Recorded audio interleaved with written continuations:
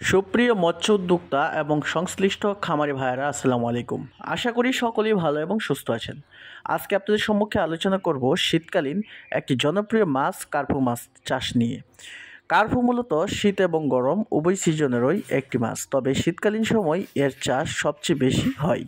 মূলত বাংলাদেশে মাছ চাষ করার সবচেয়ে মেন সিজন হচ্ছে জুন এবং জুলাই মাসে। তবে শীতকালীন সময়ে যেহেতু কোনো মাছের ডিম উৎপাদন হয় না, তবে কার্পু মাছের ডিম শীতকালীন সময়ে উৎপাদন হয়। কার্পুকে শীত এবং গরম উভয় সিজনেরই মাছ বলা হয়। শীতকালীন সময়ে আপনারা পুকুর বা ঘের খালি না রেখে চাষ করতে পারেন লাভজনক কার্পু মাছ। এবারে জেনে নিন কার্পু মাছের ডিম উৎপাদন কোন কোন সময়ে শুরু হয়।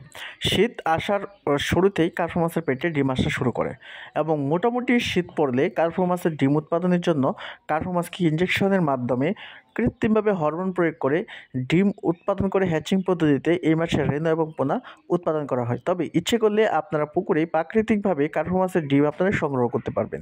তার জন্য আপনাকে শীতকালীন সময়ে কচুরিপানা পুকুরে দিয়ে রাখতে হবে এবং কার্পু মাছ অর্গানিকভাবে কচুরিপানাতে ডিম প্রয়োগ করলে আপনার এই মাছগুলোকে বা এই কচুরিপানাগুলোকে হাফা সিস্টেমে বা আপনারা হ্যাচিং পদ্ধতিতে বা হ্যাচিং সিস্টেমে সিমেন্টের পাকা ট্যাঙ্ক বা হাউসে 5 থেকে 6 দিন রেখে দিলে অটোমেটিক্যালি এইগুলা থেকে বাচ্চা বা ডিম বা রেণু ফুটে বের হবে। তখন আপনারা এই মাছগুলো নিজেরাই নিজেদের পুকুরে উৎপাদন করে এই মাছের পোনাগুলো বা রেণুগুলো বিক্রির জন্য বা কালচারের জন্য আপনারা পুকুরে মজুত করতে পারেন। কার্পু মাছের মূল খাবার কি কি? মূলত আপনারা একদম নামমাত্র খরচে কার্পু মাছ চাষ করতে পারবেন। কার্পু মাছ হচ্ছে মূলত তলবাসী প্রাণী। পুকুরে থাকা ময়লা আবর্জনা এবং কি গ্যাস, যে পুকুরে অতিরিক্ত গ্যাস রয়েছে, ময়লা রয়েছে, আবর্জনা রয়েছে, ওই রকম পুকুরেও আপনারা কার্পু মাছ চাষ করতে পারেন। মোটামুটি খোল, বসি, ভুট্টার বসি, ফিড এবং কি যে কোন ধরনের দেশীয় খাবার খাইয়ে এই মাছগুলো আপনারা চাষ করতে পারবেন। বর্তমান সময়ে কার্পু মাছের ব্যাপক চাহিদা রয়েছে। বাজারে এই মাছের উচ্চ মূল্য থাকায় অনেক চাষিরা এই মাছ চাষ করে স্বাবলম্বী হয়েছেন। যেহেতু খাবার খরচ তুলনামূলকভাবে কম লাগে, তাই আপনারা পুকুরের সাথী ফসল হিসাবে বা একক বা মিশ্রভাবেই এই কার্পু মাছের পোনাগুলো চাষ করতে পারেন। বিশেষ করে স্পেশালি কার্পু মাছকে আপনারা বাড়তি আয়ের উৎস হিসেবে চাষ করতে পারেন শীতকালীন সময় বা গরমকালীন উভয় সিজনেই। তবে এই মাছ চাষ করা যেমন লাভজনক, তেমনি এই মাছ যদি আপনারা সঠিক পোনা নির্বাচন করতে না পারেন তাহলে অনেকাংশে লস হওয়ার সম্ভাবনা থাকে। অবশ্যই আপনারা ভালো এবং উন্নত মানের বীজ থেকে উৎপাদন করা অরিজিনাল জাপানি কার্পু মাছের রেণু বা পোনা চাষের জন্য আপনাকে মজুত করতে হবে।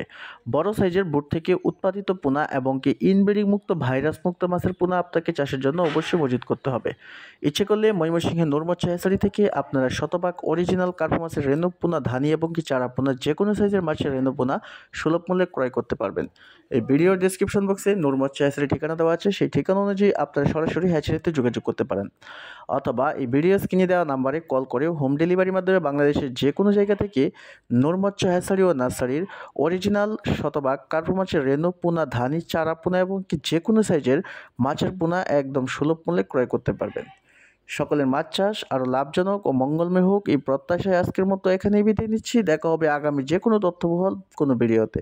সে পর্যন্ত আপনারা সকলেই ভালো থাকুন, সুস্থ থাকুন এবং মাছ চাষের সাথেই থাকুন। খোদা হাফেজ।